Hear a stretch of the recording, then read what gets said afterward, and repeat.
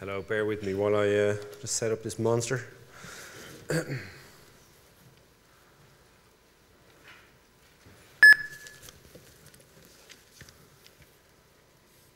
We're here.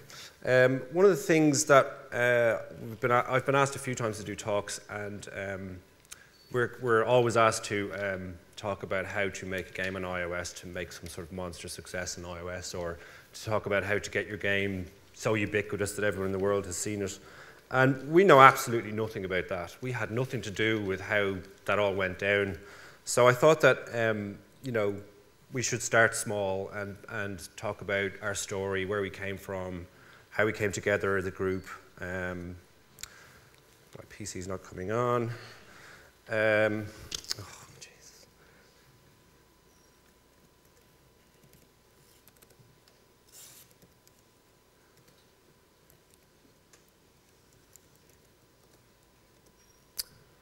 See, I'm still good at this.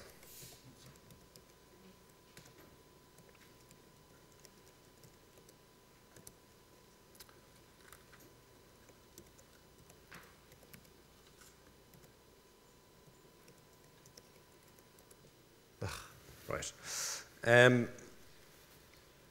So yeah, I thought I'd just tell you where we came from, just to see if any of that sort of resonates with people. Hopefully it will. So yeah, Mark Hamilton was the design director in the game. He couldn't be here because he's working and raising a 2-month-old.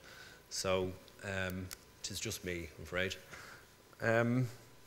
So we, the 6 founders of Fireproof Studios, originally worked at Criterion. Criterion was an amazing place to work. It was a very ambitious place. They hired really good people. They tried their hardest to make the best games they could with the limited resources they had. They weren't as big as other studios, even though they really tried to make AAA games. But really, there was only 40, 45 people there at the time. We met on Burnout 3. Most of us had touched Burnout 3, but it was Burnout Revenge was the game that we all sort of congealed around, and it was the game that made us into a team. And then we went through to Burnout Paradise, where we were actually all the leads of the game, and we designed the city itself and Paradise City itself. But it was just an amazing crucible for us. It was very hard work, very trying. But we were really reaching very, very far with it, and it really stretched us all. But it also congealed us as a group and made us realize that, we all were also very ambitious, and we stuck, even though working at Criterion and trying to make these kind of games was very tough, the fact that we stuck it out there for 5 years sort of brought it home to us that we were all motivated by the same thing, which was to make great games. We were all big game players, and so that was what we wanted to do. So we also had, by the end of Burnout Paradise, we had hired and fired a lot of people. We had a lot of different strengths. So Mark's strength was design. I had a good eye, so I was doing lighting. Dave and Damien were really good, really strong modelers and textures.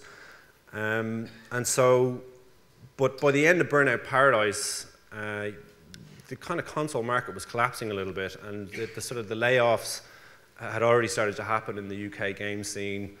And in fact, that just sort of, what was also changing was outsourcing itself was changing. We'd use a lot of outsourcers on Burnout Paradise, which we never did use on Revenge.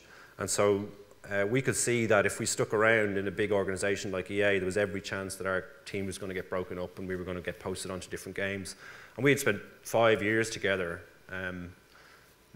trying our hardest to be really good at what we did. And there was so much sort of accumulated knowledge between the 5, 6 of us that we just didn't want to break it up. We worked so well together.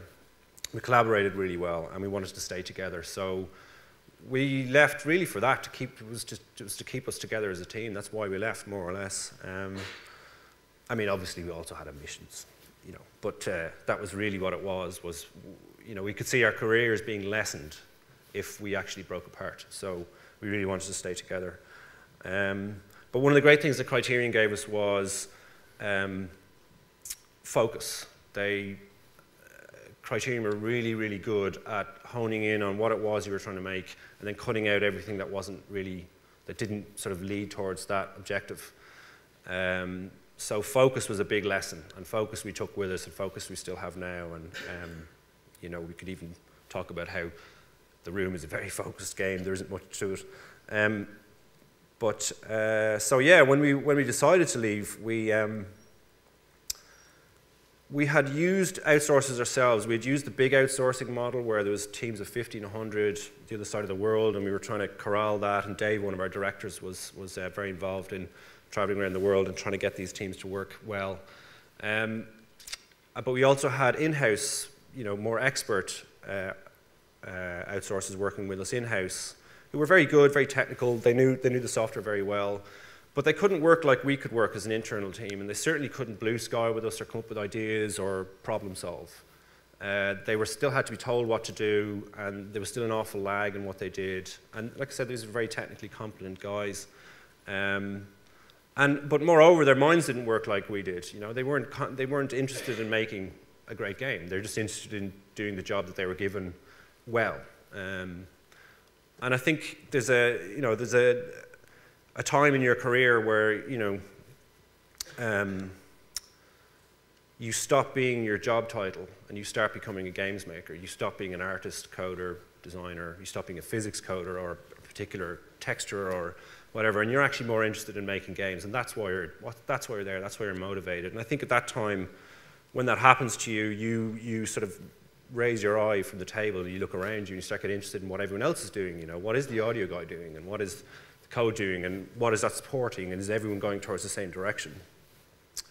So these were the kind of lessons we took away. But we noticed there was no, you know, we've described before as there was a fireproof shaped hole in the outsourcing industry. We wanted to work with those people, but we couldn't find them anywhere. So we thought, well, what if we become those people and work with other devs?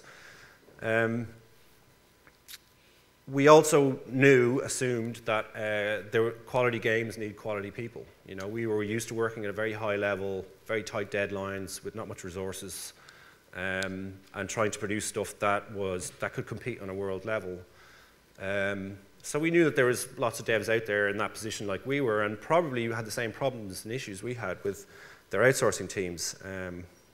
So we thought that was a good angle for us. We also assumed that, you know, a good development house will know good people when they see them, just like you would in an interview. And that if we started working with these people, or at least made it known that we were out there, that they would get interested in us and would maybe hire us and give us a chance. So, excuse me, these were our main assumptions about it. So as far as our strategy when we left, this was in 2008. We'd met in 2004 and we were leaving at the tail end of 2008. A month after we left, the world economy crashed.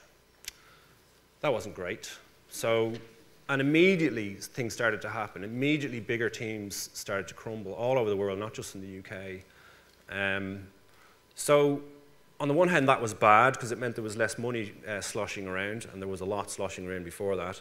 But on the other hand, it was good because we sort of assumed that publishers will have to go the Hollywood route model, where a group will pick up smaller external teams and bring them together to make a project, and then they break up. That was kind of what we thought was coming. That started to happen a small bit, but it never really arrived. But that was one of our assumptions anyway. So we thought if we put ourselves out there, we were well placed to sort of try and get on the first wave of this happening. Never happened. Anyway, so how did we differentiate ourselves?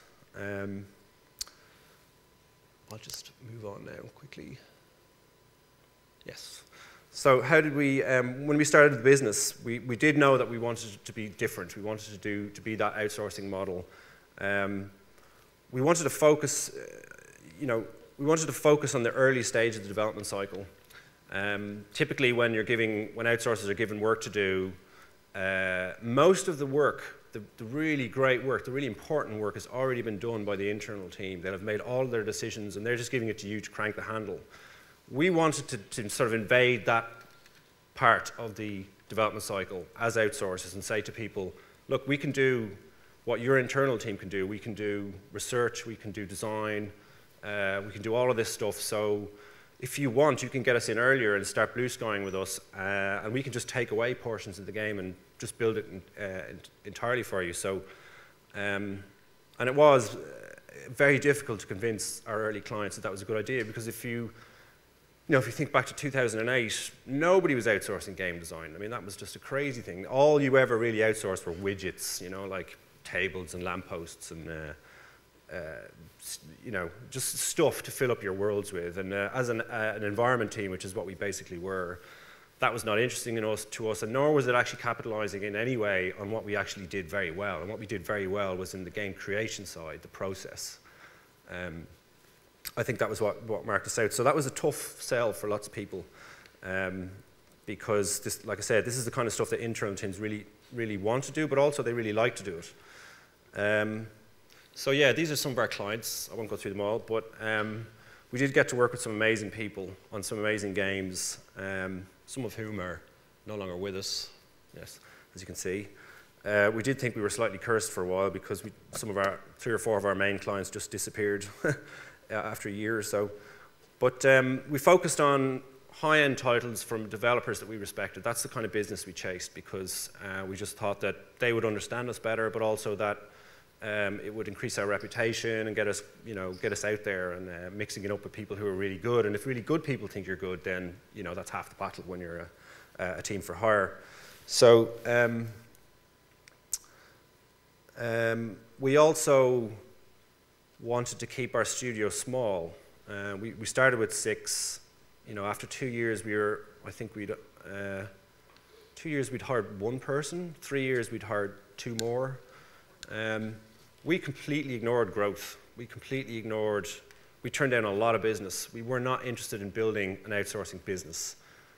Our sights were set on making our own video games and how to make that happen. And the day if that was going to happen in the future for us, we didn't want a team of 50 people. We wanted a team of 10 people who knew what the hell they were doing. So we concentrated on making a great studio and not a great business, if that makes sense. We only hired people when, we only asked people to join the company if we thought they were great, and losing them would be bad. So we didn't actively look for anybody, really. We just sort of, we wanted stars. We wanted people who really knew what they were doing or were really interested. And they didn't have to be experienced. They just had to be, their heart had to be in the right place. They had to love games. They had to love making games. And they had to be very good at what they did for their experience level. So we wanted to be a boutique studio. We wanted to make that manageable. So that's what we did. I mean, a lot of the people who were in our space who we spoke to said to us, you don't do that. You take the contract and then you hire the people. That's how it works, But we didn't have that impression at all, because our sights were set long term. We really did want to make video games. That's why we left Criterion. This was just what we were doing to get ourselves established. Like I said, we thought if we were out there in the mix, working with big clients and big publishers, that we might get lucky and some opportunity might come our way, or someone might offer us a co-development deal or something like this. Hopefully the Hollywood model would come, and then we would be one of the people out there doing that. It never happened, right? So by the end, I think, of year 4, we were we realized a few things. First of all, there's no money in outsourcing, right? There just isn't, especially if you want to stay small. Unless you want to scale up to 40, 50 people, that's the way you can actually make good turnover. We struggled to make any money at all, and we didn't, after year 2, we didn't really want for work. We were kind of working all the time. But there was just no money going in the bank. There was nothing getting put away.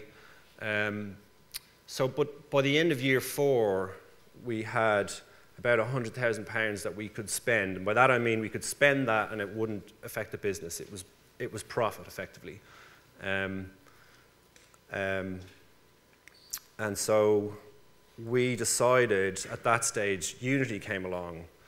And the combination of Unity and iOS was kind of a perfect storm for us.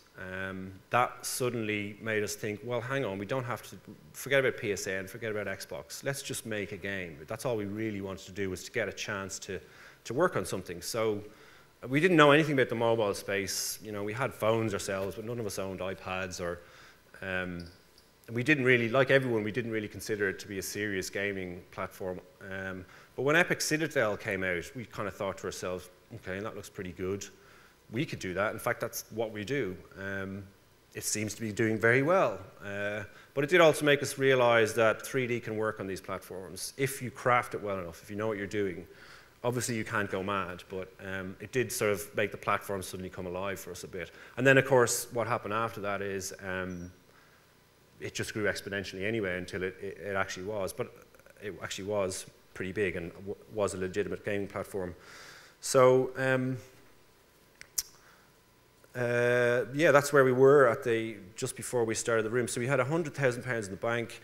We knew that we could afford to hire a programmer at last who would work exclusively for us. So that money allowed us to get one person who was going to be Mark Hamilton, our designer, artist, and one programmer who was Rob, to come in and work for they could work at least for 6 months.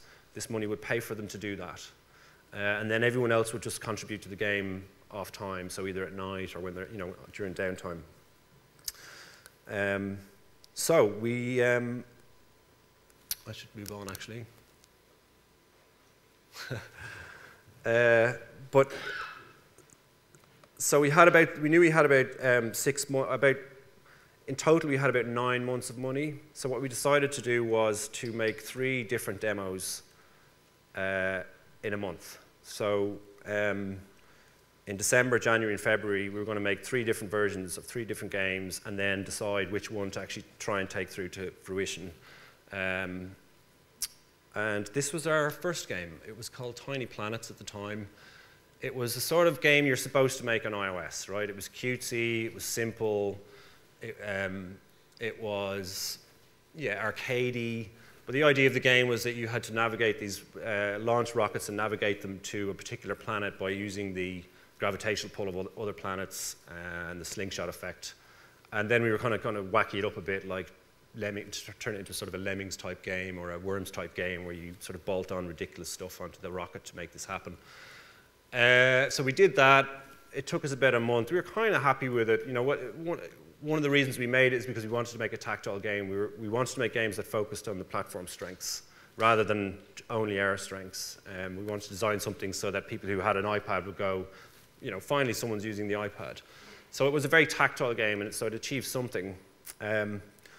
But we spent a month on it, put it to the side, went on to our second game. But I should point out that Angry Birds Space came out about 2 months after we made this. So that was our whole idea wiped out anyway. But nonetheless, go on to the second game, which in the second month was called Puzzle Box. This was an idea we had been throwing around for a while that Mark had come up with. A reason we liked this idea was it was just basically, it was sort of a cross between Zenbound and, if anyone remembers the old game, Zenbound. It was kind of a cross between that and a puzzle game based on Chinese puzzle boxes. And we started making that, and we basically never finished making it. We just continued for the next 7 months, and it became The Room. And it was never called The Room until, I think, a week or 2 weeks before we had to submit the game to Apple. We went through multiple different name changes, but I won't go into that. So, yeah, I mean, we tried our hardest to make this work. After about, honestly, 2 weeks, we kind of knew we were onto something. I mean, I took the game to Apple UK and to GDC after only 6 weeks of development. So, to us, that was a mind-blowing moment because Unity and iOS together were just such an enabler for us. To be able to make a game that we could show off after 6 weeks with just 2 people working on it full time was kind of incredible. But it also, showed me that this could really work. Because if it already feels good, imagine what we can do in 6 months. So, so that's what we did. I think I showed it to Apple UK after 5 weeks, and Apple US in GDC after 6 weeks. And the game was pretty much fully formed. I mean, it wouldn't look too different to The Room. If anyone here has played The Room, it wouldn't look too different to the game we ended up with. It was just much crapper, I should say.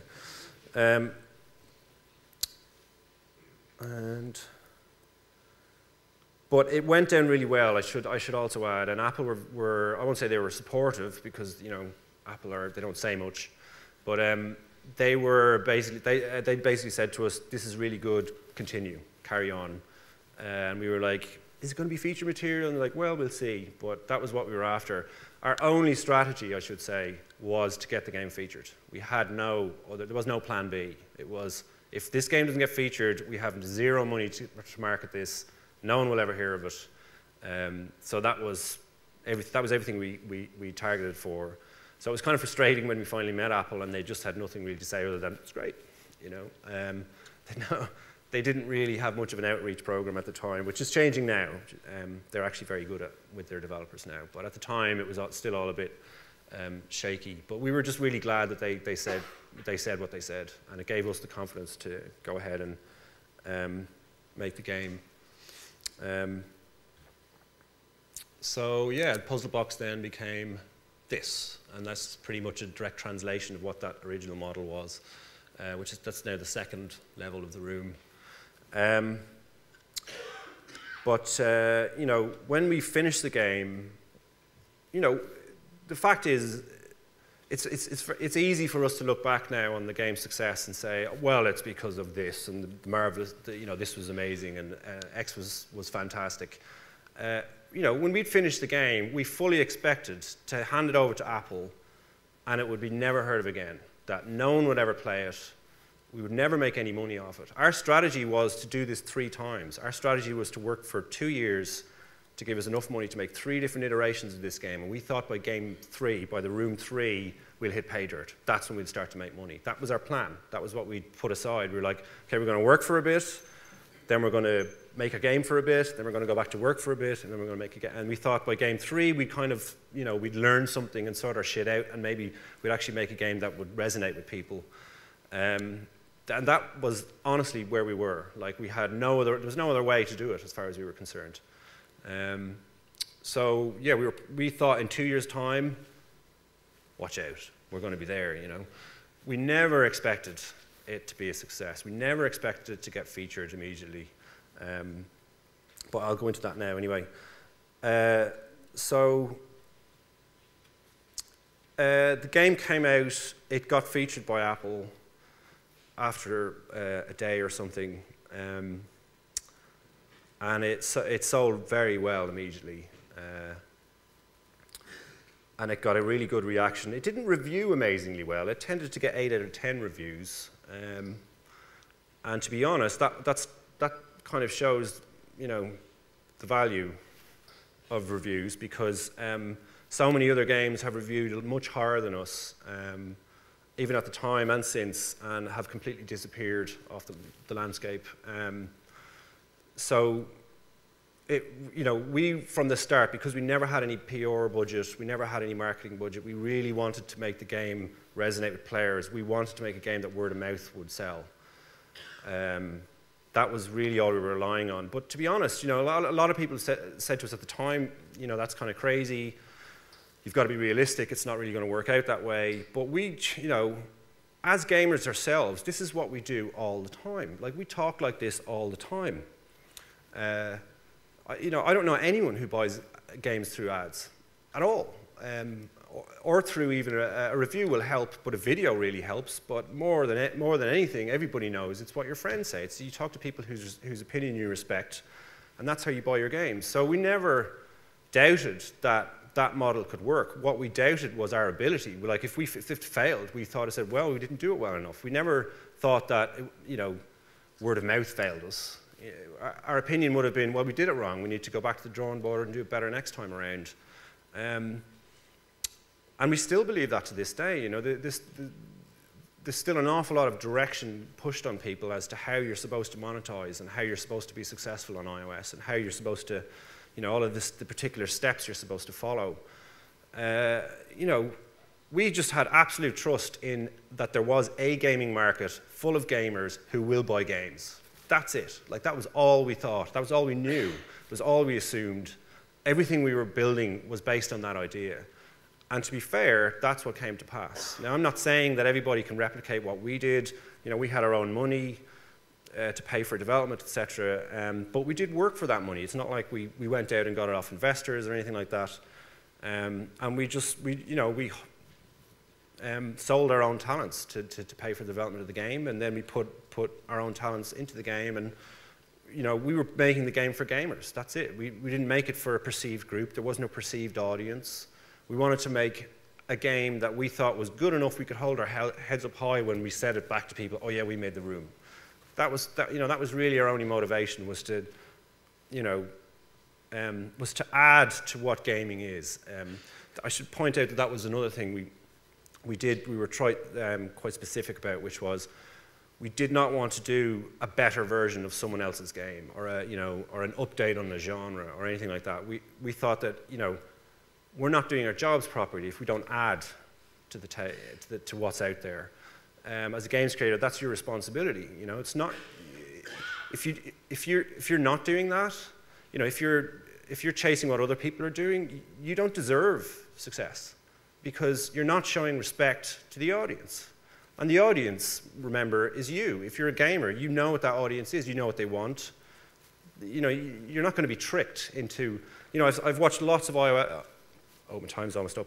I've watched lots of iOS developers, you know, come out with post-mortems and watch them on videos saying, we don't really understand how our £500,000 game failed, when, you know, they show off this beautifully executed version of another game. And, you know, it boggles my mind that they ever thought that that was ever going to work, because, you know, these people are discerning. You can't just, you know, bait and switch from one game to the next and go, you know, they are discerning. In fact, they're so discerning, you're spending £500,000 copying the game that they're already playing, you know.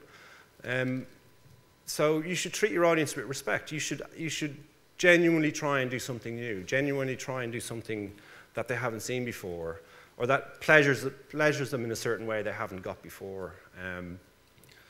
That was kind of what we tried to do. You know, we were very, very certain that this was the only way we were going to see success, was to do something new and original. Or, you know, it's not that, like, we're not influenced by stuff. Of course we are. It's not that there isn't versions of this game. Of course there is. Like I said, Zenbound was a big influence on the gameplay. But we genuinely did our take on it, and it was a game we wanted to make and the game we wanted to play, that we thought no one else was making. We thought that was our only route to success. The only way that something like word of mouth would ever work in this situation is if you're actually doing something that hit all of those things. I'm running out of time now, so I'll just briefly say, I want to see sales. So, yeah. This is kind of old data now. This was as of Christmas, so it's we have over 2 million users now, but the rest of the stuff is pretty much similar. Our male-female breakdown was really nice to see that we weren't catering to any one audience, which is exactly what we wanted. We wanted to be like Spielberg. We wanted to make stuff like Spielberg does. That just everybody likes, or Pixar. You know. We weren't trying to appeal to an audience. We weren't trying to hit a niche. We just wanted to make something that was just nice in its own right, that anyone who looked at it would go, that's kind of nice, you know. And yeah, that was kind of borne out by these statistics at the end. One of the crazy things that happened was our ratings. People think we sold a lot more of the game than we actually have, because our ratings are so high. There's so many of them in the App Store. That's actually because over a quarter of the people worldwide who bought the game have rated it on the App Store, which we think is one of the highest ever on iOS. But it makes us look like we're selling like Angry Birds, which is cool, but we're not. We're nowhere near that. I mean, we have 5 million downloads and 2 million sales, which is amazing for our, you know, we're blessed to get it, but we're nowhere near making what other people are making on iOS. But we couldn't care less. We're not interested in being 100 million. Making 100 million tomorrow. You know, we're very happy to have a career, and we have our sights set in the long term, like we did when we started. And yeah, critical reception.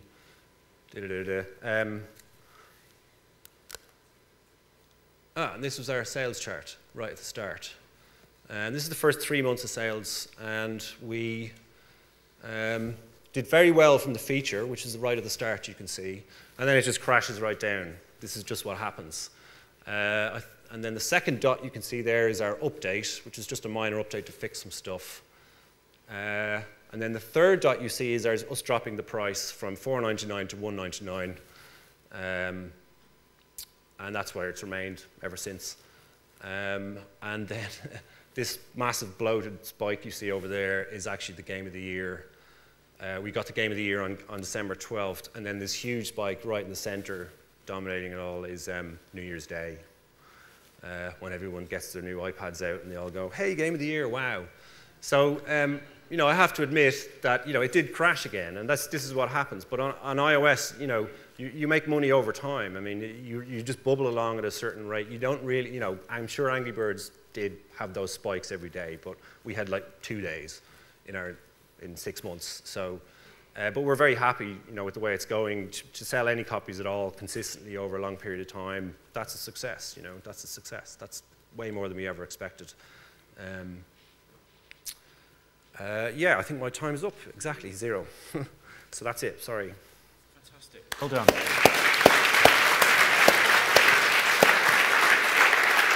Mind if you don't do questions? Yeah, no worries. Yeah.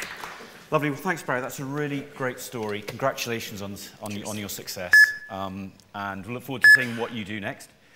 We're going to have our break now. We're a little bit behind time, so if we could try and limit it to about 15 minutes, that would be great. So if we could meet back at about 11:45.